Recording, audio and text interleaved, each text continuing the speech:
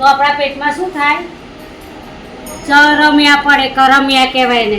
અને એ કેવા લાગે? સામાન્ય નાના નાના આપણે સંડાસ કરીએ તો સફેદ દેખાય, બરાબર? એટલે આપણે આ ગોળી આપીએ દર વખતે આલીએ છીએ, બરાબર? તમને ગોળી અમે આલીએ છીએ, ખવડાવીએ છીએ. તો બધાને ખાવાની એક કીડા આપણા શરીરમાં થાય નહીં એટલા માટે આપણે દૂધ ખાઈએ. દૂધથી બી કીડા પડે, બરાબર છે? વચન ના થાય એટલે દૂધથી પણ કીડા પડે. એટલે એના માટે આપણે ગોળી લાયા છે કે બધાને ફરજિયાત ખાવાની છે, કોઈએ ફેંકી દેવાની નહીં, બરાબર?